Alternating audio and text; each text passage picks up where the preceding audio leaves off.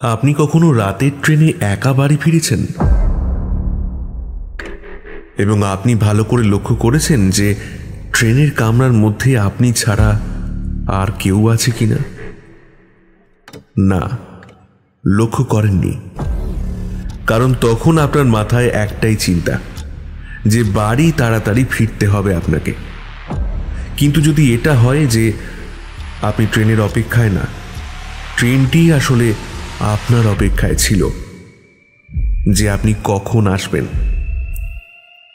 আর সেই ট্রেনের কামরায় আপনার সঙ্গী হলো আরেকজন যাত্রী। সে কে এবং সেই ট্রেন কোথায় নিয়ে যাবে আপনাকে?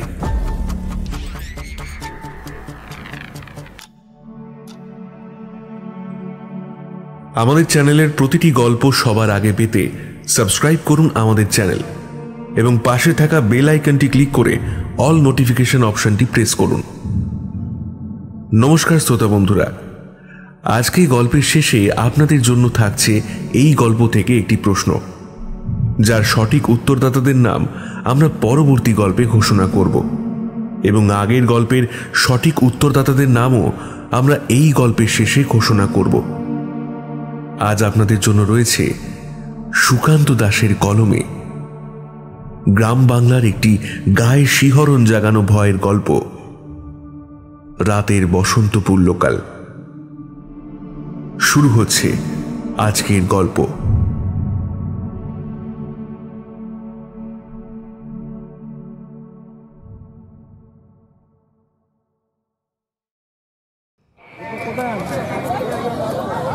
ছুটতে ছুটতে এসে ট্রেন ধরার গল্প অনেক সময় অনেক শুনেছি আমি, তাই সবসময় ট্রেনের সময়ের আগে আগে স্টেশনে চলে যাই। কিন্তু আজকের ব্যাপারটা না সেরকম ছিল না। আমি আর আমার বন্ধু পরিমল যখন ছুটতে ছুটতে স্টেশনে এসে ঢুকলাম, তখন ট্রেনটা সবেমাত্র স্টেশন থেকে ছেড়ে চলতে শুরু করেছে। পরিমল বলল, আরে আরে তাড়াতাড়ি কর, তাড়াতাড়ি কর, এই ট্রেনটা মিস করলে আজ রাতে কিন্তু আর কোনো ট্রেন নেই। সে তো আমি জানি, তোকে তো আগেই বলেছিলাম তাড়াতাড়ি বেরিয়ে আয়, দেরি করলি বলি তো। চল তাড়াতাড়ি উঠে পড়। কোনো রকমে তাড়াতাড়ি ট্রেনে উঠে পড়তে বুঝতে পারলাম কামরাটা ফাঁকা, শুধু এক কোণে একটা লোক বসে আছে, একটা চাদর মুড়ি দিয়ে। ট্রেনের মধ্যে টিমটিমে একটা আলো জ্বলছে। রেল কোম্পানির আলো পাখা যে কখন কোথায় বিগড়ে যায় সে কথা ভালো করে বোঝা যায় না। শেষের দিকে কামরাতেই উঠেছিলাম। আমরা উঠেছি হরিদেবপুর থেকে, যাব বসন্তপুর পর্যন্ত। ঘড়িতে এখন সময় 8:20। এটা সিঙ্গেল লাইন। এই লাইনে 8:20 পর এই ট্রেনটাই আবার বসন্তপুর থেকে ব্যাক করে ফিরবে। তারপর কাল সকালের আগে বসন্তপুর যাওয়ার জন্য আর কোনো ট্রেন নেই। হাঁপাতে হাঁপাতে উঠে সামনের দুটো সিটে পাশাপাশি বসতেই জানালা থেকে ফুরফুরে হাওয়া এসে ধাক্কা দিল। যাক, শেষমেশ তাহলে ট্রেনে উঠে গেল। এত দেরি করলি তুই? তোকে বললাম বেশি করে খাস না, বেশি করে খাস না, তাড়াতাড়ি বেরিয়ে যায়। ওর কথা শুনলে তো? আরে কি করব, বিনোদের মেয়ের জন্মদিন বলে কথা। তাছাড়া মাংসটা এত ভালো হয়েছিল যে তাড়াতাড়ি উঠতেই পারছিলাম না। তাছাড়া এত তাড়াতাড়ি খেয়ে দিয়ে এতটা পথ এরকম দৌড়ে দৌড়ে এসেছি। ট্রেনটা যে কোনোভাবে পেয়েছি, এটাই আমাদের ভাগ্য। সত্যি ভাগ্য, না হলে বাড়ি ফেরা হতো না, আর বাড়ি ফিরতে না পারলে কালকে অফিস কামাই হতো। আমি, পরিমল আর বিনোদ একই অফিসে চাকরি করি। বিনোদ প্রতিদিন এখান থেকে ডেইলি প্যাসেঞ্জারি করে, আর আমরা বসন্তপুর থেকেই অটো ধরে চলে যাই অফিস। জানালা দিয়ে ফুরফুরে ঠান্ডা হাওয়াটা গায়ে এসে লাগতেই গোটা শরীরের ক্লান্তি যেন একটু একটু করে কমতে লাগলো। ট্রেনটা তখন গতি বাড়িয়ে ছুটতে শুরু করেছে। বসন্তপুর যেতে ঘন্টাখানেক লাগবে। এই 9:30-র কাছাকাছি ট্রেনটা পৌঁছবে। সেখান থেকে বাড়ি পৌঁছতে 10টা। একবার একটু দূরে বসে থাকা সেই লোকটার দিকে তাকালাম। চাদরে মুড়ি দিয়ে লোকটা বোধহয় ঘুমোচ্ছে। বর্ষাকাল, সারাদিন বৃষ্টি হয়েছে, তাতেই আবহাওয়াটা একটু ঠান্ডা। রাতের দিকে বোধহয় লোকটা নিজেও বসন্তপুর যাবে। আমরা সেদিকে তাকালাম না। পরিমল বলল, রাতের বেলা শেষ ট্রেনে মাঝে মধ্যে অনেক অদ্ভুত কিছু কিন্তু দেখতে পাওয়া যায়, বুঝলি? পরিমলের কথাটার মধ্যে কি যেন একটা ছিল। একটা হাসির শ্লেষ। শেষের দিকে সে ছুড়ে দিল আমার দিকে। বললাম, অদ্ভুত কিছু দেখা পাওয়া যায় মানে? তুই কি বলতে চাইছিস? গল্পের বই থেকে শুরু করে এমন অনেকের মুখে অনেক কথা শুনেছি।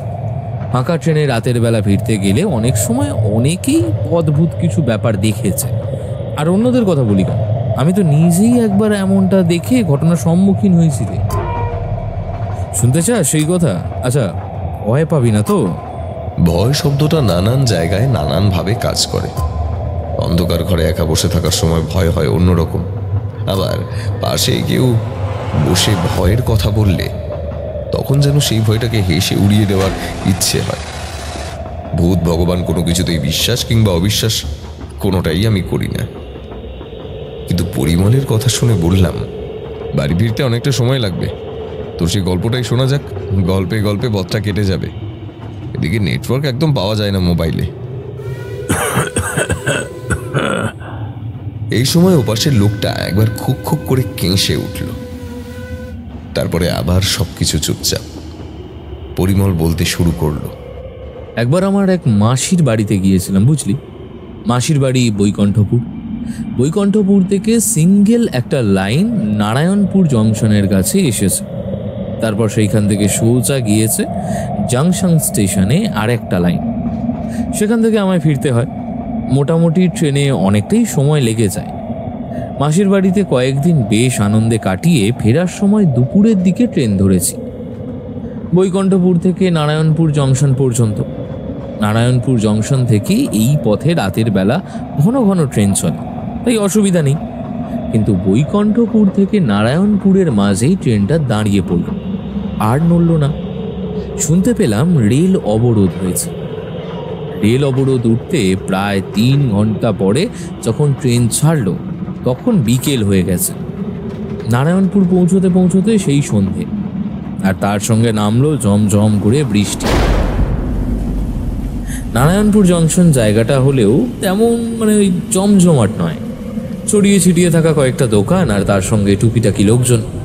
3টে লাইন। আমার গাড়িটা এসে থামতেই লোকজন নেমে উল্টো দিকে অর্থাৎ ডাউনের দিকে ট্রেন ধরে চলে গেল। আমি যাব আপের ট্রেনে। প্ল্যাটফর্মের কাছে চুপ করে বসে আছি। প্ল্যাটফর্মের মাইকে অ্যানাউন্স হলো যে টেকনিক্যাল কারণে আপের ট্রেন ঢুকতে আরও ঘন্টাখানেক সময় লাগবে। আমি হাত পা তুলে জবুথবু হয়ে বসে পড়লাম। ওয়েটিং রুমের সেই বাঙ্কের ওপর বসে আছি। এদিকে অন্ধকার যত বাড়ছে তত জমজমিয়ে নামছে বৃষ্টি।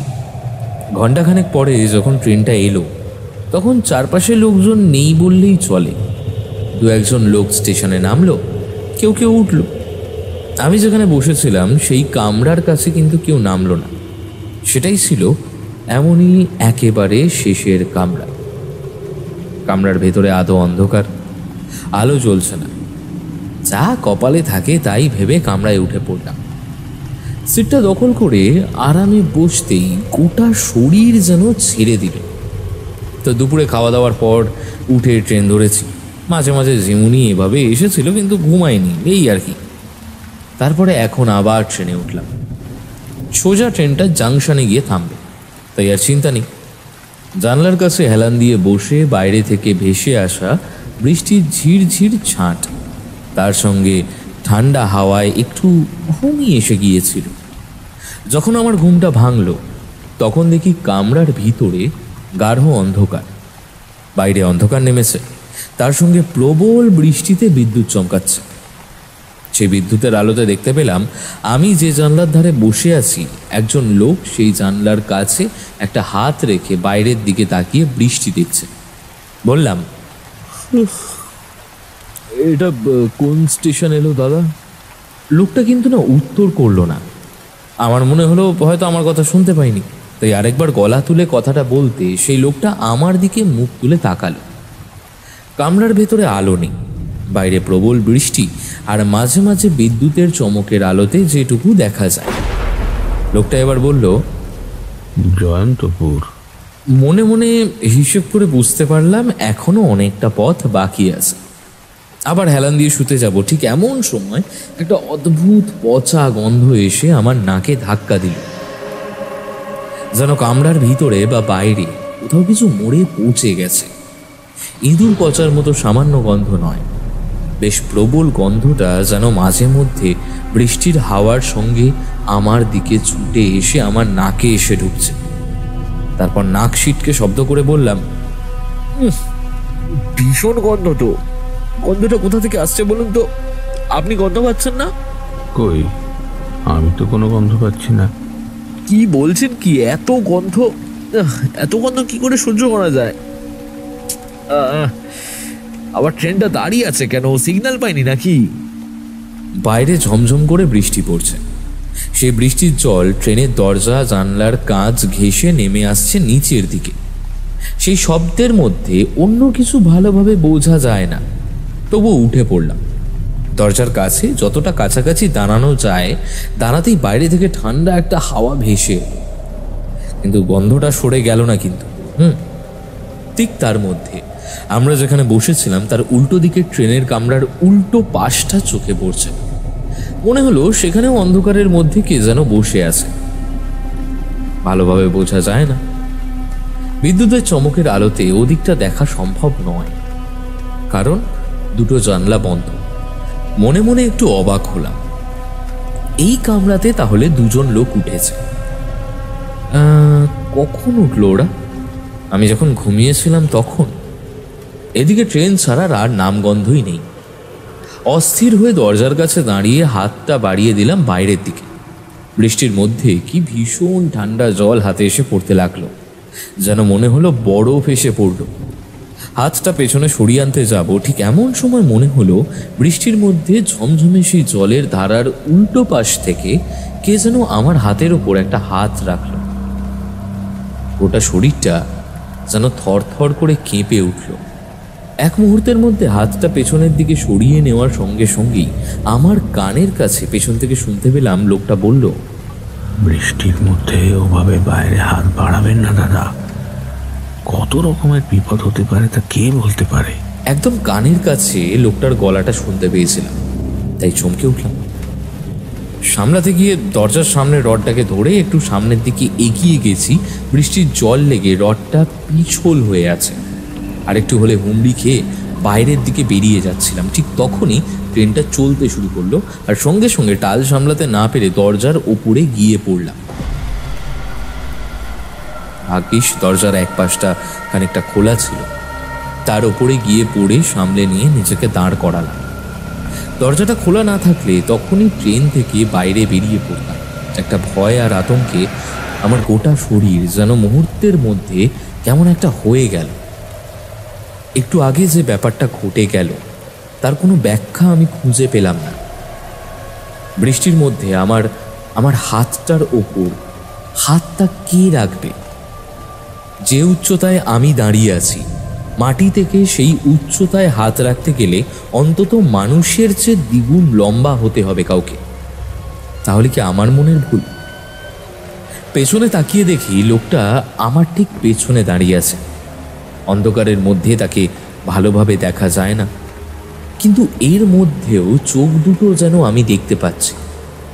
উজ্জ্বল দুটো চোখে আমার দিকে তাকিয়ে সে দেখছে। চোখের মনি স্থির।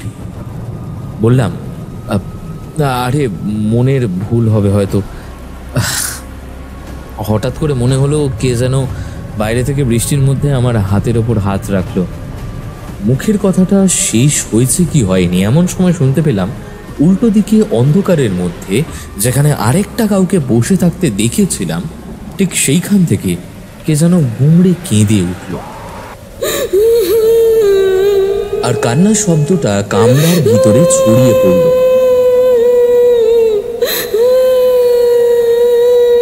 বাইরে বৃষ্টির শব্দের সাথে সেই কান্নার শব্দ মিলিয়ে ভিতরে যেন একটা অদ্ভুত পরিবেশ তৈরি হয়ে গেল এক মুহূর্তের মধ্যে।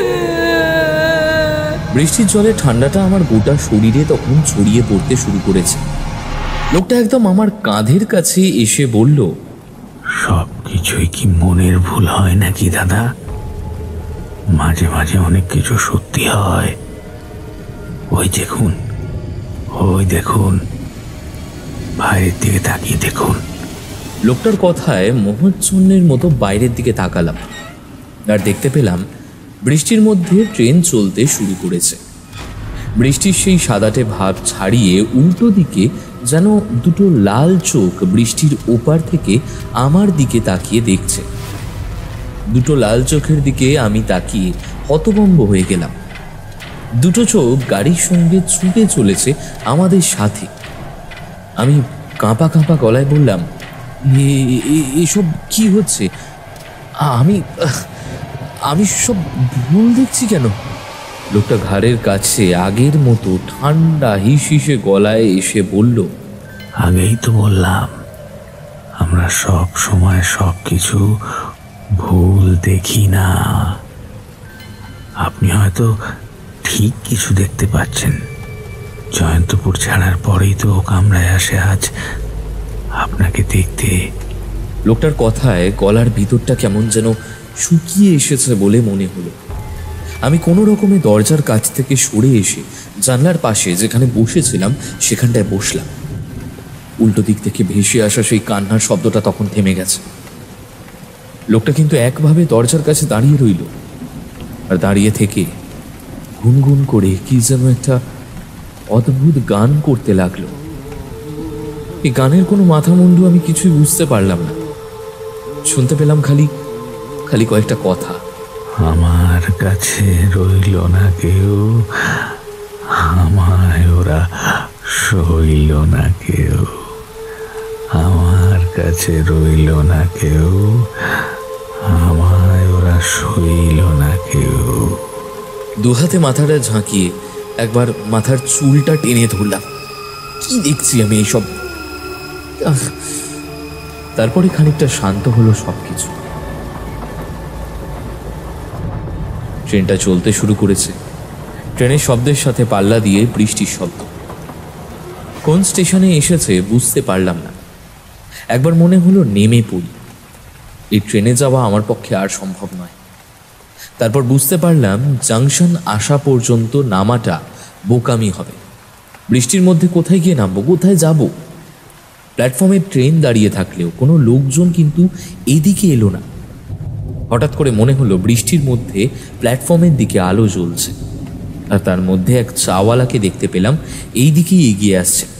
আমি ডাকলাম, এই এই চা।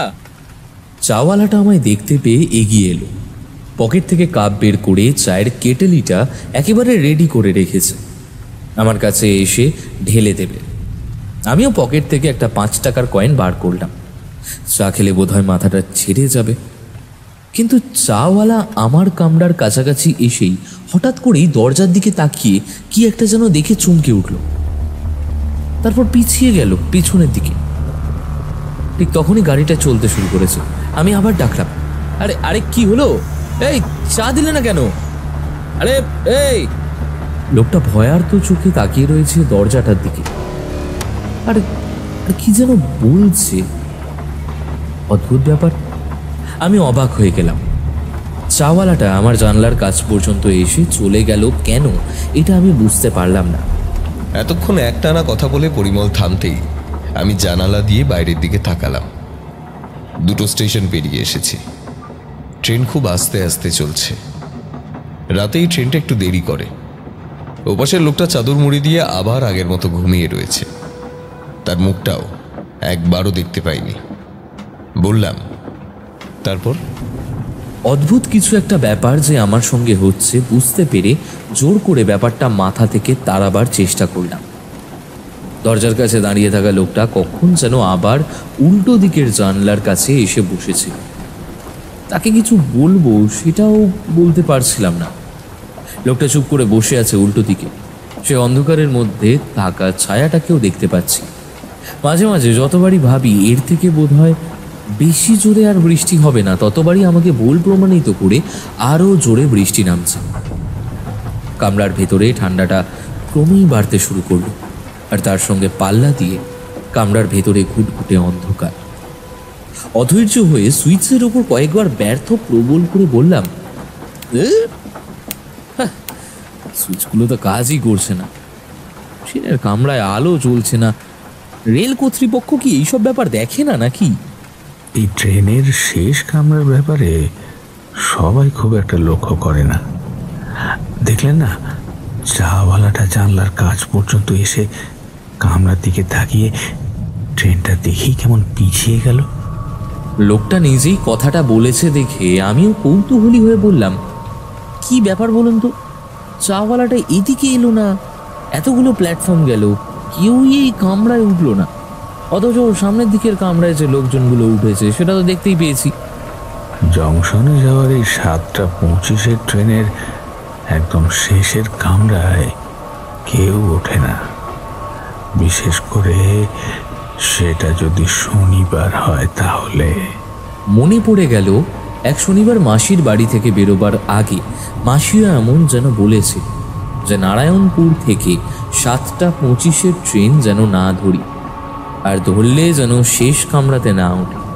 সমস্ত কথাগুলো একসাথে মনে করতে করতে বুকের ভেতরটা কেমন করে উঠল। তবে তারপরে সাহস পেলাম, আমি তো একা নই, এই লোকটাও আছে। তারপরে ওই পাশেও কেউ একজন বসে আছে, যদিও তাকে না দেখা পর্যন্ত তাকে ভয় পাওয়াটাই বেশি সহজ। কেন বলুন তো এই শেষের কামরায় 7:25 ট্রেনে লোকে ওঠে না কেন, ভয় পায় কেন? আর যদি তাই হয় তাহলে আপনি উঠলেন কেন? আমাকে তো উঠতেই হয় প্রত্যেক শনিবার ঠিক 7:25 ট্রেনে এই শেষের কামরায়। লোকটার কথাগুলো শুনে বুকের ভেতরটা যেন কেমন করে উঠল। আর তারপরে সামনের দিক থেকে কাদের যেন কথা বলার শব্দ শুনতে পেলাম। তাকিয়ে দেখি এবার অন্ধকারের মধ্যে মনে হলো ওপাশে একজন নয় দুজন বসে আছে। আশ্চর্য, আরেকটা লোক কখন উঠল?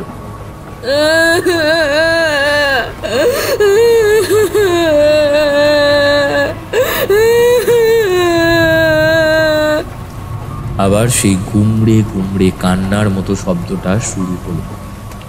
এবার আর আস্তে আস্তে নয়, একটু জোরে জোরেই শুরু হলো, যেন কেউ আমাদের বুঝিয়ে দেওয়ার জন্যই কেঁদে চলেছে। একটা মেয়ের গলা, আর তার সঙ্গে মনে হলো কাঁদতে কাঁদতে সেই মেয়েটা এই দিকেই এগিয়ে আসছে। আমি কিছু বলতে যাব তার আগেই ওপাশ থেকে একটা মূর্তি দুই দরজার ঠিক মাঝখানে এসে দাঁড়ালো। অন্ধকারের জন্য তাকে ভালো করে দেখা যায় না, কিন্তু সে এসে দাঁড়াতেই জানলার কাছে দাঁড়ানো লোকটা ততক্ষণে উঠে দাঁড়িয়েছে। এবার শুনতে পেলাম একটা হাসির শব্দ। মেয়েটা হাসছে, তার পেছনে এসে দাঁড়ানো আরেকটা ছায়া মূর্তি যেন মেয়েটার পেছন থেকে এসে তাকে চাপটে ধরার চেষ্টা করছে। ব্যাপারটা বুঝতে পেরেই আমি চিৎকার করে বলে উঠলাম, খবরদার খবরদার! সঙ্গে সঙ্গে পেছনের সেই মেয়েটি মাটির ওপর বসে পড়ল। পেছন থেকে আসা সেই ছায়াটা গায়ের ওপর ঝাঁপিয়ে পড়েছে। অন্ধকারের মধ্যে কিছু দেখা যায় না, তবুও যেন মনে হলো ধারালো ছুরির মতো কিছুটা চকচক করে উঠল পেছনের সেই ছায়া মূর্তির হাতে।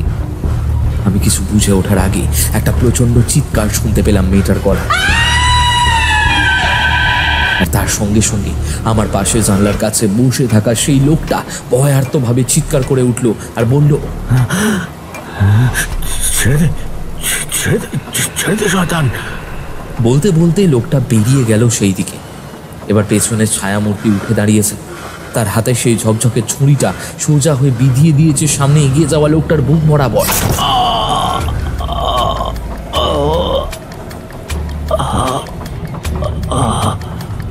লোকটার মুখ থেকে একটা আর্তনাদ বেরিয়ে আসার সঙ্গে সঙ্গে ট্রেনের মেঝের ওপর ছিটকে পড়ল।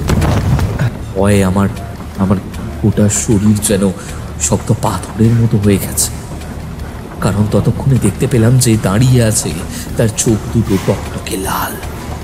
সে কিন্তু আমার দিকে এগিয়ে এলো না। ট্রেনটা তখন আস্তে আস্তে চলতে শুরু করেছে। সে আমার কাছ অব্দি এসে উল্টো দিকের সিটের কাছে থাকা সেই লোকটার বসার জায়গা থেকে কি যেন একটা তুলে নিল, তারপরে দরজার দিকে এগিয়ে গেল। আমি পাথরের মতো বসে রয়েছি। ট্রেনটা পরের স্টেশনে ঢুকছে। ঠিক এমন সময় লোকটা ছুরি আর ওই পুতুলের মতো জিনিসটা হাতে নিয়ে সামনের রেল লাইনের উপরে ঝাঁপ দেওয়ার সঙ্গে সঙ্গে আরেকটা ঘটনা ঘটে গেল বিদ্যুৎ চমকের মতো। পরিমল চুপ করলো, রীতিমতো হাঁপাচ্ছে পরিমল, যেন কোনো একটা সত্যিকারের ঘটনা বলতে গিয়ে কথাগুলো তার মনে পড়ে যাওয়ায় সে নিজেও ভীষণ ভয় পেয়েছে। আমি তাকে আশ্বস্ত করলাম বললাম, তুই এতক্ষণ ধরে যা শোনালি তার সবকিছুই কি সত্যি কথা? আশ্চর্য, এমন ঘটনা সত্যি সত্যি তোর সঙ্গে ঘটেছিল? পরিমল কিছু উত্তর দেওয়ার আগেই এবার ওপাশের জানালার কাছে বসে থাকা সেই লোকটা চাদরটা সামান্য সরিয়ে কথা বলে উঠল। বসন্তপুর জংশনে যাওয়ার 7:25 নারায়ণগঞ্জ জংশনে ট্রেনের কথা আমিও জানি। কথাটা শুনে আমি আর পরিমল দুজনেই তাকালাম লোকটার দিকে। লোকটা তখন চাদরের ভেতর থেকে তার মুখটা বের করেছে।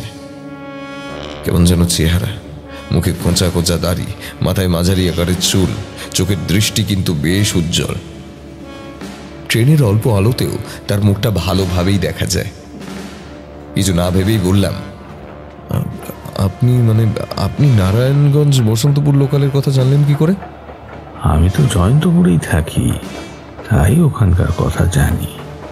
শনিবার দিন রাতের বেলা নারায়ণগঞ্জ টু বসন্তপুর লোকালের শেষের কামরাতে উঠতে নেই, উঠলেই বিপদ হয়। একবার ওই কামরায় যে উঠেছে তার বিপদ কিন্তু এত সহজে তার পিছু ছাড়েনি। কোনো না কোনো সুযোগ পেলে আবার তার কাছে গিয়ে হাজির হয়েছে। বুঝতে পারলাম লোকটার কথা শুনে আমার পাশে বসে থাকা পরিমল একবার ঢোক গিলল, খসখসে গলায় বলল,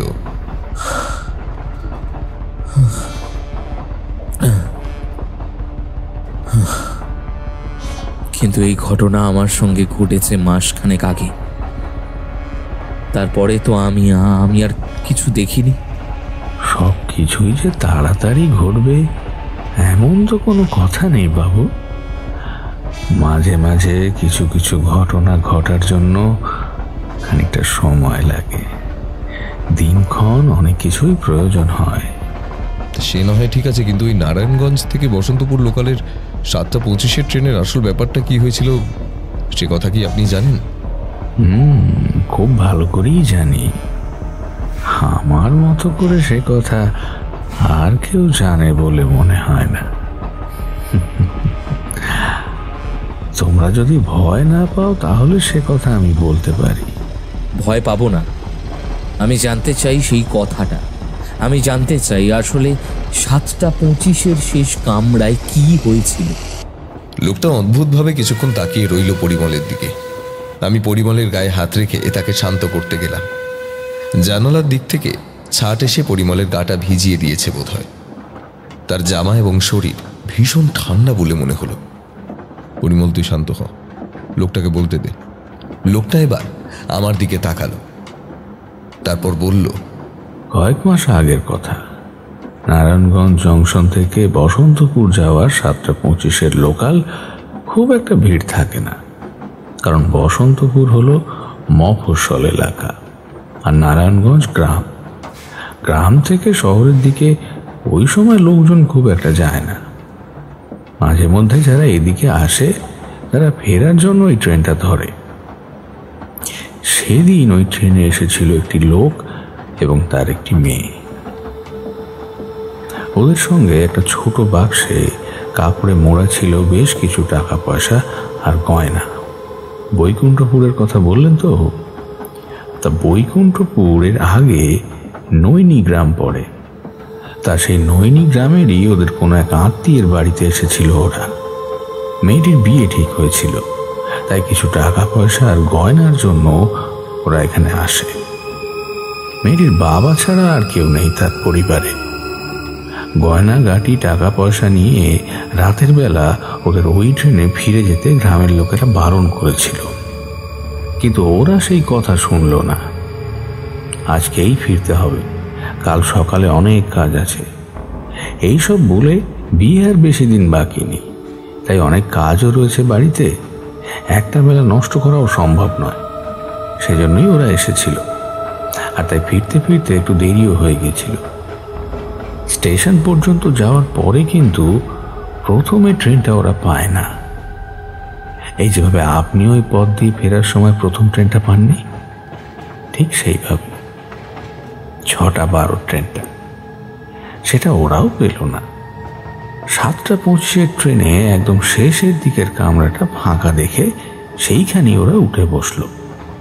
বাবা আর মেয়ে বসেছে পাশাপাশি, সেদিন বৃষ্টি পড়ছিল ঝমঝম করে। যে কারণেই হোক ওই কামরার লাইটটা সেদিন খারাপ হয়ে গিয়েছিল। 7:25 ট্রেন। বৃষ্টি আকাশে কালো মেঘ করে জড়িয়ে রয়েছে, চারপাশটা হয়ে গেল অন্ধকার। ওরা জানালার কাছে মুখোমুখি বসে বাক্সটা 2 হাত দিয়ে শক্ত করে ধরে বসেছিল। গল্পটা আমি যেমন শুনেছি তেমন ভাবেই বলছি, ঠিক আছে? বসে থাকা অবস্থায় লোকটা বলল, ওদের কথা শুনলেই ভালো হতো বোধহয়। এত রাতের বেলায়, তারপর কামরাটাও ফাঁকা। সামনের দিকে কোথাও গিয়ে উঠবি নাকি? এখানে ঠিক আছে, কাউকে তো চিনিও না জানিও না। লোকজনের মধ্যে থাকলে ওই বাক্স আমাদের কাছে দেখলে ওরা আরো বেশি বেশি সন্দেহ করতে পারে। বলা তো যায় না কার মনে কি আছে। এই কামরায় তো কেউ নেইও, তাই চিন্তাও কম। বুঝতে পারছিস না, যদি কামরায় কেউ ওঠে তাহলে কেউ আমাদের সাহায্য করতে পারবে না। যদিও আজকাল লোকজন কেউ ভালো না, কারোর বিপদ দেখলেও কেউ সাহায্য করে না। তুমি একটা কাজ করো, তুমি এখানে বসো। তুমি জানলার কাছে বাক্সটাকে এই পাশে রেখে বসো, আমিও না হয় ওই পাশটায় গিয়ে বসি। অন্ধকারে যদি কেউ কামরায় ওঠেও তাহলে তুমিও তাকে দেখতে পাবে, আর আমিও দেখতে পাবো। যদি কোনো সমস্যা দেখি তাহলে অন্তত আমাদের মধ্যে কেউ একজন তো পেছন থেকে তাকে ধরতে পারবো। মেয়েটার কথা লোকটার মনোপুত না হলেও সে মেয়ের উপরে কথা বলে না, তাই তার কথাতেই রাজি হয়। মেয়েটা উল্টো দিকে জানলার কাছে গিয়ে বসে, আর লোকটা বাক্সটাকে কোলের উপরে রেখে এই পাশে জানলার কাছে বসে থাকে। মোটামুটি জয়ন্তপুর পর্যন্ত তেমন কিছুই হয় না, কিন্তু জয়ন্তপুরে যখন ট্রেন এসে দাঁড়ায় তখন বাইরে ঝমঝম করে বৃষ্টি পড়ছে। আর সে বৃষ্টির মধ্যেই প্ল্যাটফর্ম থেকে উঠে আসে একটা লোক, কালো চাদর জড়িয়ে রাখা তার গায়ে। লোকটা অন্ধকারের মধ্যে কামরায় উঠে আসে। তার হাতে একটা টর্চ ছিল। টর্চটা জ্বালিয়ে বলে, কামরাটা এত অন্ধকার, এই কামরা কি কেউ ওঠেনি নাকি? যাকে যাক, ভালোই হয়েছে, ঘুমিয়ে ঘুমিয়ে যেতে পারবো। আসলে এই লোকটা ছিল একটা চোর। সে আগের কামরাতেই ছিল। নারায়ণপুর জংশনের কাছ থেকে সে ওদের লক্ষ্য করেছিল। আগের কামরা থেকে ভালো করে লক্ষ্য রেখেছিল ওরা নেমে যায় নাকি। পরে কোনোভাবে হয়তো বুঝতে পেরেছিল ওরা এত সহজে নামবে না, তাই জয়ন্তপুরের কাছে এসে কামরা বদল করে এইখানে এসে ওঠে।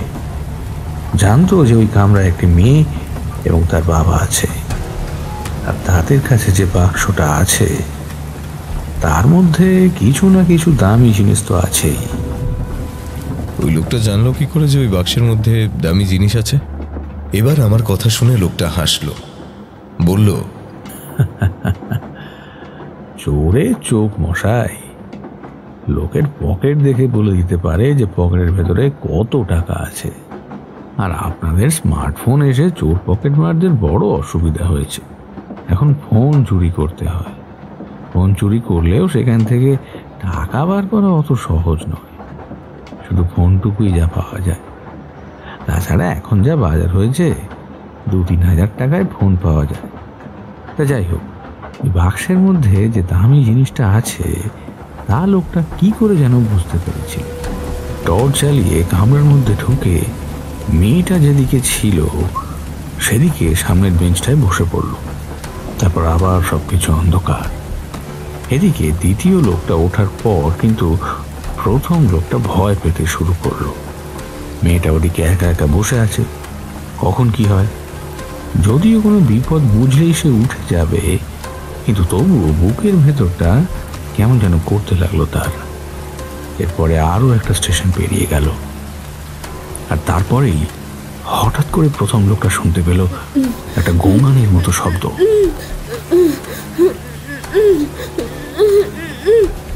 গোঙানির মতো শব্দ কেন? আর ততক্ষণে তো অন্ধকারের সুযোগ নিয়ে সেই লোকটা ওই পাশে মেয়েটার উপর ঝাঁপিয়ে পড়েছে। তার উদ্দেশ্য ছিল বাক্সটা হাতিয়ে নেওয়া।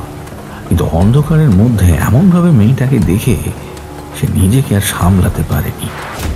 তাড়াতাড়ি তার মুখটা চেপে ধরে, কিন্তু কিছু করার আগেই মেয়েটা কোনো রকমে মুখের হাতটা সরিয়ে ফেলে চিৎকার করে ফেলে,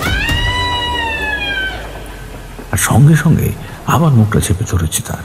তাই গোঙানোর মতো শব্দটা শুনে লোকটা বাক্সটা রেখে উঠে দাঁড়িয়েছে। তখন সামনের দিকে এগোতে যাওয়ার আগেই সে দেখতে পেল অন্ধকারের মধ্যে থেকে তার মেয়ে এবং লোকটা ততক্ষণে বেরিয়ে এসেছে, একদম ট্রেনের দুই দরজার মাঝামাঝি জায়গায়। বাইরে থেকে ভেসে আসা বিদ্যুৎ চমকের আলোতে দেখা যায় সেই লোকটার হাতে একটা ধারালো চকচকে ছুরি। মেয়েটার মুখটা সে এক হাতে চেপে ধরে রয়েছে, আর অন্য হাতে সেই ছুরিটা মেয়েটার গলার কাছে ধরে রয়েছে। বুঝতে পারছিলাম আমার পাশে বসে থাকা পরিমল কেমন ইতস্তত করছিল। কিছু একটা সে বলতে চায়, কিন্তু লোকটা তাকে সে কথা বলার সুযোগ দিচ্ছে না। তার আগেই লোকটা বলল, লোকটা তখন মেয়েটাকে বাঁচাবার জন্য বলল, আমার মেয়েটাকে ছেড়ে দে, ছেড়ে দে। তোরা যা চাই আমি তোদের দিয়ে দেবো। তোরা ছেড়ে দে, ছেড়ে দে। বাক্সের মধ্যে যা যা আছে সব কিছু আমায় দিয়ে দে, তাহলে তোর মেয়েটাকে ছেড়ে দেবো। নইলে এত বড় সর্বনাশ আমাদের করো না। বিশ্বাস করো, বিশ্বাস করো, ওই টাকা আর গয়না ছাড়া আমার মেয়েটার বিয়ে দিতে পারবো না। অনেক কষ্ট করে ধার দেনা করে ওইটুকু জোগাড় করেছি। ওটা নিয়ে ফিরে যেতে না পারলে যে আমার মেয়ের বিয়েটা ভেঙে যাবে। এত বড় সর্বনাশ করো না। তাতে আমার কি, ওসব আমায় দিয়ে দে। তোর মেয়েকে আমার খুব পছন্দ হয়েছে, তুই চাইলে তোর মেয়েকে আমি বিয়ে করতে পারি, তাহলে বিয়ে ভেঙে যাবার কোনো চিন্তা নেই। হ্যাঁ, এই কথা শুনে লোকটা ছুটে যায় ছুরি হাতে ধরে থাকা লোকটাকে ধাক্কা দিয়ে ফেলার জন্য। কিন্তু তার আগেই ট্রেনটা একবার রেল লাইনের কোনো একটা চেঞ্জে পড়ে একবার ঝাঁকিয়ে ওঠে, আর ছুরিটা মেয়েটার গলার কাছে ধরা ছিল একদম। মেয়েটাও সে ঝাঁকুনির সঙ্গে সঙ্গে সামনের দিকে খানিকটা ঝুঁকে পড়ে, আর সঙ্গে সঙ্গে ধারালো ছুরিটা তার গলার নলিটা এক ঝটকায় ভাগ করে দেয়। দ্বিতীয় লোকটা বোধহয় এমন কিছু সত্যি করতে চায়নি, কিন্তু ব্যাপারটা এমন আকস্মিকভাবে ঘটে যাওয়ায় সে ভয় পেয়ে যায়। গলা কাটা অবস্থায় মেয়েটা হুমড়ি খেয়ে পড়ে যায় ট্রেনের মেঝের উপরে। তখনও ট্রেন চলছে, বাইরে ঝমঝম করে বৃষ্টি, চারপাশে আধো অন্ধকার।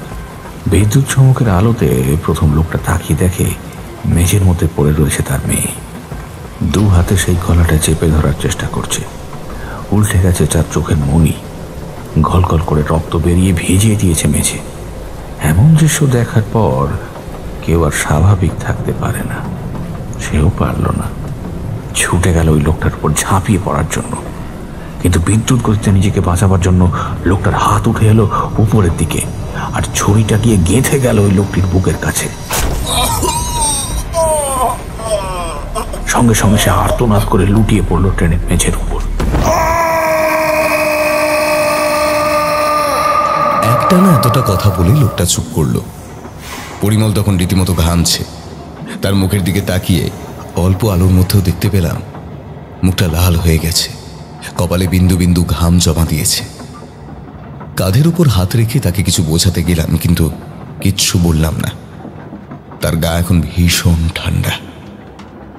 বাইরে থেকে ভেসে আসা ঠান্ডা হাওয়া আর বৃষ্টিটা তখন যেন আমাদের লক্ষ্য করে এগিয়ে আসছে। লোকটা চুপ করে রয়েছে। আমি বললাম, তার মানে ওই বাক্স আর সোনার গয়না চুরি করতে এসে চোর দুটো খুন করে ফেললো? খুন করা কি আর অত সহজ ব্যাপার? আগে কখনো সে খুন করেনি।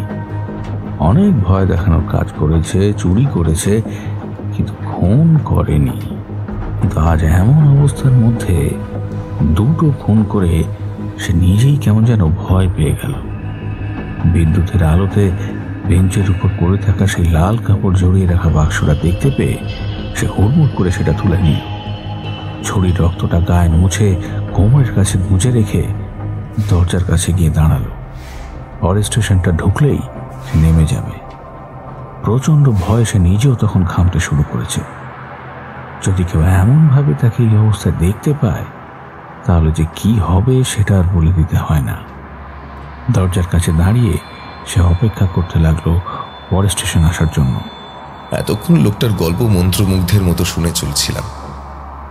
এমন একটা অমানসিক ঘটনা মেনে নিয়েছিলাম, কিন্তু কোথায় যেন একটা খটকা বারবার লাগছিল।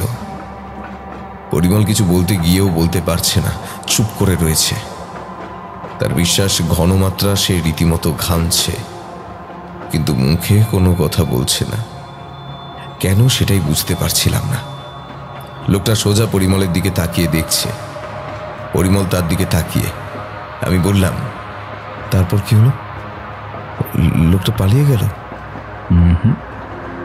পালিয়ে যাওয়া কি অত সোজা? কেউ পালাতে পারে না, তাই না পরিমল বাবু? এইবার আমি চমকে উঠলাম। লোকটা পরিমলের নাম জানলো কি করে? লোকটার নাম আমরা এখনো পর্যন্ত জানি না। আমরাও তাকে আমাদের নাম বলিনি, কিন্তু পরিমল কোনো উত্তর দিচ্ছে না। তার চোখের দৃষ্টি এখনো উজ্জ্বল, তীক্ষ্ণ ভাবে সে তাকিয়ে দেখছে লোকটার দিকে। পরিমলকে কি বলবো আমি নিজেই বুঝতে পারছি না। মাথার ভেতর সবকিছু কেমন তালগোল পাকিয়ে যাচ্ছে। লোকটা হাসছে অদ্ভুত ভাবে। পরিমলের দিকে তাকিয়ে হাসতে হাসতে বলছে, জানলার ধারে দাঁড়িয়ে দাঁড়িয়ে লোকটা অপেক্ষা করছে পরের প্ল্যাটফর্ম এলেই নেমে যাওয়ার জন্য। তখনই পেছন থেকে একটা গুমড়ে গুমড়ে কান্নার শব্দ শুনে সে পেছনের দিকে তাকালো, আর দেখতে পেল দরজার কাছে মেঝের উপর পড়ে থাকা সেই মেয়েটা ততক্ষণে উঠে দাঁড়িয়েছে। তার গলা থেকে গল গল করে রক্ত গড়িয়ে পড়ছে। তার দুই চোখ মণিহীন, সাদা ফ্যাকাশে মুখে একটা অদ্ভুত ভয়ঙ্কর হাসি। মাথার চুলগুলো ঝড়ের দাপটে পেছনের দিকে উড়ে যাচ্ছে। সে অদ্ভুতভাবে হাসতে হাসতে বলল, কি ভেবেছিস তুই আমাদের মেরে ওই গয়না নিয়ে চলে যাবি? হ্যাঁ, পারবি না। ওই গয়না, টাকা পয়সা তুই ভোগ করতে পারবি না। না, আমি চাইনি, আমি মারতে চাইনি। বিশ্বাস কর আমি মারতে চাইনি।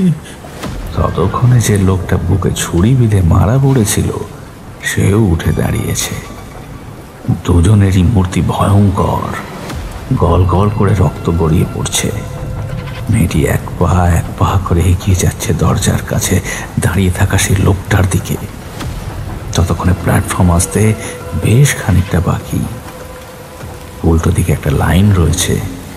লোকটা ট্রেনের প্রতি কমছে দেখে ভাবলো লাইনে ঝাঁপিয়ে পড়বে, তারপর কোনো রকমে ওই পাশে পালিয়ে গেলেই হয়। তাহলে একটু আগে মারা যাওয়া দুটো মানুষের মৃতদেহ প্রতিশোধ নেওয়ার জন্য তাকে খুন পর্যন্ত করে ফেলতে পারে। কথাটা ভেবে যেই মাত্র সে দরজার কাছে গিয়ে দাঁড়িয়ে বাইরে ঝাঁপিয়ে পড়েছে, আর ঠিক সেই সময় একটা তীব্র ট্রেনের হুইসেলের শব্দ শুনে সামনের দিকে তাকাতেই দেখতে পেল উল্টো দিক থেকে দৈত্যের মতো ছুটে আসছে আরেকটি ট্রেন। আর সঙ্গে সঙ্গে একটা প্রচণ্ড ধাক্কায় তার গোটা শরীরটা একেবারে ছিন্ন ভিন্ন হয়ে পড়ল। পরিমলের নিঃশ্বাস ঘন হয়ে গেছে, তার শরীর রীতিমতো থরথর করে কাঁপছে। এতক্ষণে আসল খটকাটা আমি বুঝতে পেরেছি, আর বুঝতে পেরেই গোটা শরীরে কেমন যেন পাথরের মতো হয়ে গেল। লোকটা গল্প বলছে, নারায়ণগঞ্জ থেকে বসন্তপুরের 7:25 লোকালের শেষ কামরার গল্প, কিন্তু গল্পটা লোকটা বলছে কি করে? যদি সামনে থেকে কেউ গোটা ব্যাপারটা না দেখে তাহলে এই গল্পটা কেউ বলবে কি করে? কথাটা মনে হতেই লোকটার দিকে তাকাতে মনে হলো তার চোখের মনি নেই। লোকটা ততক্ষণে উঠে দাঁড়িয়েছে, আস্তে আস্তে আমাদের দিকে এগিয়ে আসছে। একটা প্রচন্ড ধাক্কায় তার গায়ের উপর থেকে কালো চাদরটা সরে যাওয়ার সঙ্গে সঙ্গে দেখতে পেলাম আর গলার নিচ থেকে বাকি শরীরটা তার নেই। এতক্ষণ চাদরটা শুধুমাত্র তার কাটা মাথার তলাতেই ছিল। কাটা সেই মাথাটা খিলখিল করে হাসতে হাসতে এদিকে এগিয়ে আসছে, আর সেই কাটা মাথা থেকে টপ টপ করে রক্ত গড়িয়ে পড়ছে মেঝেতে। ট্রেনের কামরার মধ্যে সেই অদ্ভুত গন্ধটা পেলাম আমি। মাথার ভেতরটা কেমন ঝিমঝিম করতে লাগলো। লোকটা সেইভাবেই বলতে লাগলো, কতবার চেষ্টা করেছি তোকে মারার, কিন্তু কিছুতেই কিছু করতে পারিনি। তবে আজ আর শনিবার আমার কাজ করতে পেরেছি। আজ শনিবার দুপুরবেলা নয়নপুর স্টেশনের কাছে।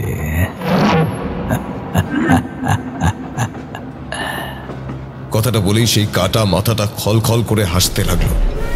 আমি প্রচন্ড ভয় পেয়ে পরিমলের দিকে তাকিয়ে কিছু একটা বলতে যাব, তার আগে যে দৃশ্যটা দেখতে পেলাম তাতে আমার হৃৎপিণ্ডটা যেন এক ঝটকা দিয়ে লাফিয়ে আমার গলার কাছে চলে এলো। আমার পাশে বসে রয়েছে পরিমল ঠিকই, কিন্তু তার গোটা শরীর রক্তাক্ত। গলার এক পাশটা আড়াআড়ি ভাবে এমন ভাবে কাটা যে তার মাথাটা পড়ে রয়েছে এক পাশে, যেন এক্ষুনি মাথাটা ঘাড় থেকে খুলে নিচে পড়ে যাবে। পরিমল আমার দিকে তাকালো। তার সেই রক্তাক্ত মুখটা দেখে মনে হতে লাগলো যে কোনো মুহূর্তে জ্ঞান হারিয়ে ফেলবো। আমায় ক্ষমা করে দে ভাই, আমায় ক্ষমা করে দে। আমি জানতাম না ও আমার পেছনে এখান পর্যন্ত চলে আসবে। আমি কি বলবো, আমি যেন বোবা হয়ে গেছি। দুটো মুখ যেন আঠা দিয়ে কেউ সেলাই করে দিয়েছে। পা থেমে গেছে, গোটা শরীর যেন ঝিমঝিম করে উঠছে। এবার পেটের ভেতরটা খালি খালি মনে হতে লাগলো। চারপাশের সেই টিম করে জ্বলতে থাকা আলোটা এবার ছটফট করে উঠতে সঙ্গে সঙ্গে দেখতে পেলাম আমার সামনে সেই কাটা মাথাটায় এখন একটা রক্তাক্ত শরীর লাগতে শুরু করেছে। পরিমল আমার পাশের সিটটা ছেড়ে দিয়ে ঝাঁপিয়ে পড়েছে তার দিকে। দুজনের সেই প্রচন্ড চিৎকার আর ঝটপটির শব্দের সঙ্গে রক্ত ছিটে ছিটে এসে লাগতে শুরু করলো। আমি ঠক করে কাঁপতে শুরু করলাম। দুহাতে নিজের চোখ ঢেকে রেখে চিৎকার করতে করতে কখন যে জ্ঞান হারিয়ে সেখানেই পড়ে গেছি মনে নেই।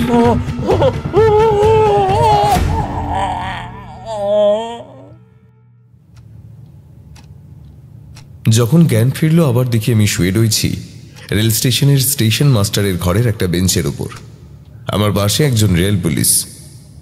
আমায় উঠতে দেখে সে বলল, কি হয়েছে দাদা?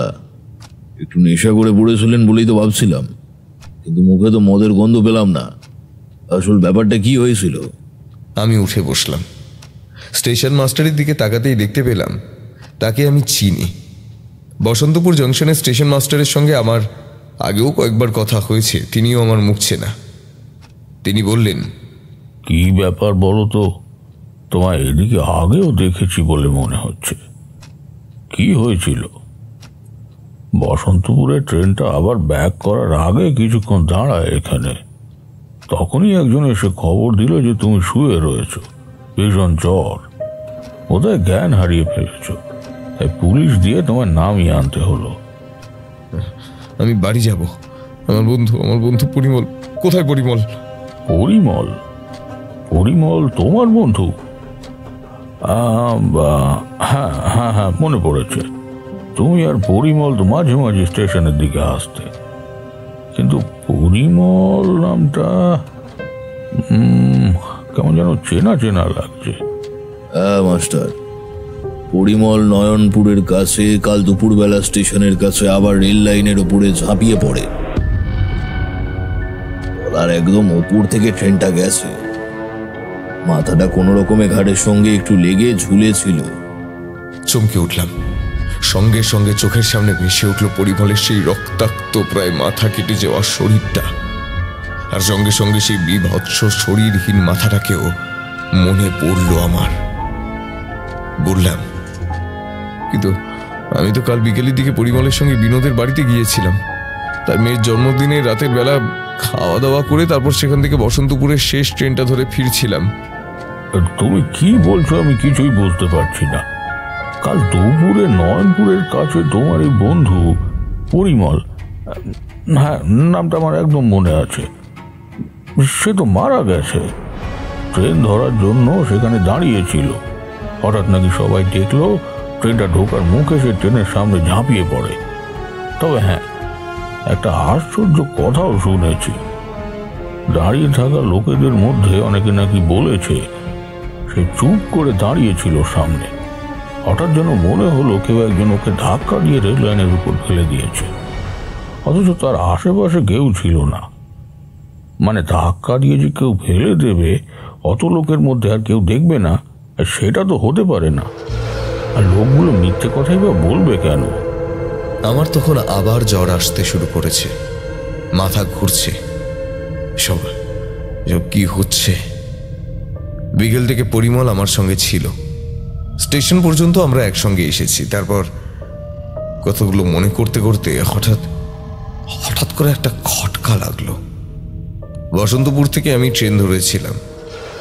এখানেই নয়নপুর থেকেই পরিমলের ওঠার কথা ছিল। কি একটা কাজে এসে ওখানে গিয়েছিল, কিন্তু সেই ট্রেনে সে আসেনি। আমি একাই পৌঁছেছিলাম বিনোদের বাড়িতে। পরিমল পৌঁছেছিল পরের ট্রেনে, অর্থাৎ নয়নপুরে যদি কিছু হয়ে থাকে তা আমার জানার কথা। আর তার সঙ্গে সঙ্গেই মনে পড়ল সেই শরীর ছাড়া কাটা মাথাটার বলা একটা কথা।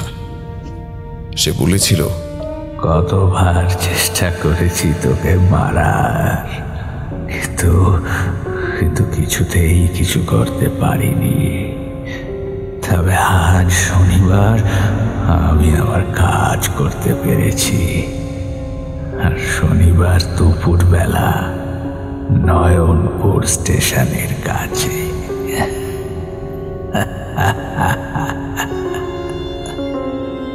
সবকিছু মাথার মধ্যে পরিষ্কার হয়ে গেল।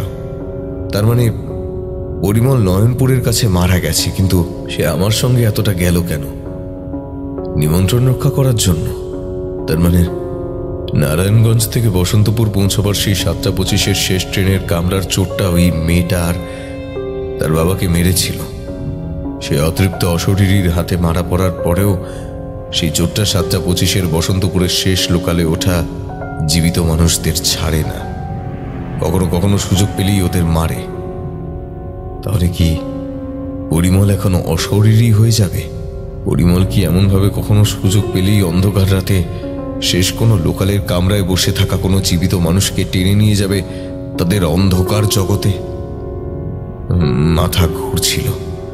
সামলাতে না পেরে আবার শুয়ে পড়লাম সেই বেঞ্চির উপর।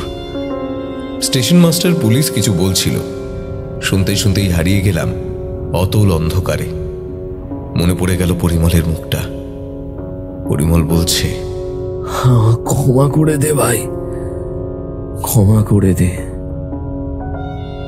আমায় ক্ষমা করে দে। আমি বুঝতে পারিনি আমি। অজ্ঞান হওয়ার আগের মুহূর্তে আমার শুধু মনে পড়ল আজ রবিবার। তার মানে কাল ছিল শনিবার।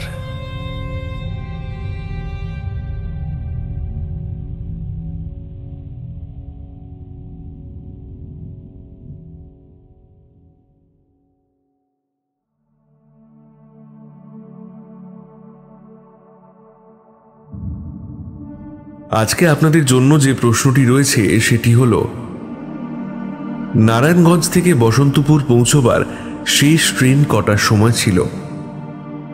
সঠিক উত্তরদাতাদের নাম শোনানো হবে পরবর্তী গল্পে, এবং সঠিক উত্তরের নিচে আপনার নাম এবং আপনি কোথা থেকে বলছেন সেটা অবশ্যই লিখবেন। কন্যাডুবি পুকুর এই গল্পের সঠিক উত্তরদাতাদের যাদের নাম বলা বাকি ছিল তাদের নাম হল: চাকদা থেকে বলেছেন সাথী দে, সিদ্ধেশ্বর কালীতলা থেকে বলেছেন গৌরব মণ্ডল, সিঙ্গুর থেকে বলেছেন শুভদীপ দুলে, মঙ্গল সাঁতরা, সুজন সাঁতরা, সৌভিক, পলাশ ও রুই দাস। রাজারহাট থেকে বলেছেন মৌসুমী রায় ও তার ছেলে কৃষ্ণেন্দু রায়, এবং বরানগর থেকে বলেছেন শৈবাল ব্যানার্জি। প্রেতের গ্রামে এক রাত এই গল্পের থেকে যে প্রশ্নটি ছিল তার সঠিক উত্তরদাতাদের নাম হল: হ্যাঙ্কিনসন থেকে বলেছেন মিশেল সুজেন, মালবাজার থেকে বলেছেন রাধারানী বিষ্ণু, নিউটাউন থেকে বলেছেন বৈশাখী মণ্ডল, কলকাতার লেদার কমপ্লেক্স থেকে বলেছেন হেমন্ত মণ্ডল, সুষমা মণ্ডল ও তাদের ছেলে সার্থক মণ্ডল। চেন্নাই থেকে বলেছে SK জাহির ও তার ছেলে SK আফরাহিম। মদনপুর থেকে বলেছেন রত্না সরকার ও স্বপ্না রায়। হাওড়া থেকে বলেছেন ছোট পাঁচু। হাওড়া বরগাছিয়া থেকে বলেছেন পূজা যাদব ও গঙ্গা যাদব। সিঙ্গুর থেকে সৌভিক। হাওড়া উলুবেড়িয়া থেকে বলেছেন শুভ দলুই, মৌমিতা দলুই ও তাদের ছেলে সুব্রত দলুই। কেরালা থেকে বলেছেন হাবিব শেখ। গোসাবা থেকে শুভজিৎ। হাওড়া কোনা থেকে অভিজিৎ ভৌমিক। হুগলি থেকে বলেছেন রাজেশ ও সুপর্ণা। হাটগাছা গ্রাম থেকে বলেছেন মোহাম্মদ মাসিদুর রহমান। হাওড়া থেকে বলেছেন মৃণালিনী সরকার। হাওড়া মুন্সিরহাট থেকে বলেছেন মিসবা ও তারবুন মাফিজা। মুর্শিদাবাদ থেকে বলেছেন বিপাশা নাসরিন। সাবাং থেকে বলেছেন শুভঙ্কর দাস। পশ্চিম মেদিনীপুর থেকে মানুষ জানা। বরানগর থেকে শৈবাল ব্যানার্জি। কল্যাণী গায়েশপুর থেকে সৌরভ চৌধুরী। রাশিয়া থেকে বলেছেন রাকেশ বারুই, সঞ্জয় সরকার ও রাজুদা। পূর্ব মেদিনীপুরের নাটেশ্বরী চক থেকে গণেশ দাস, মিঠু দাস ও তাদের মেয়ে রিয়া দাস। পশ্চিম মেদিনীপুর থেকে বলেছেন গোপাল নায়েক। উলুবেড়িয়া থেকে বলেছেন পাপ্পু। সিদ্ধেশ্বর কালীতলা থেকে গৌরব মণ্ডল। হাওড়া আন্দুল থেকে বলেছেন লিজা মণ্ডল। পাতিহাল মুচিপাড়া থেকে বলেছেন তপন রুইদাস ও তার 5 কর্মচারী। মগরাহাট থেকে সাবিনা খাতুন। দিল্লি থেকে বলেছেন বর্ণালী। চাকদা থেকে বলেছেন সাথী দে। বাংলাদেশ থেকে বলেছেন পারমিতা। মুম্বাই থেকে বলেছেন লাভলি, রবিউল শেখ ও তাদের ছেলে আহান। এবং হায়দ্রাবাদ থেকে বলেছেন শাহিন গাজী। এছাড়াও যাদের নাম বলা বাকি রয়ে গেল তাদের নাম পরবর্তী গল্পে আবার ঘোষণা করা হবে। আজ তাহলে এই পর্যন্তই। ফিরে আসছি ঠিক আগামী সপ্তাহে আরও একটি ভয়ের গল্প নিয়ে। ততক্ষণের জন্য সবাই ভালো থাকুন এবং গল্প শুনুন।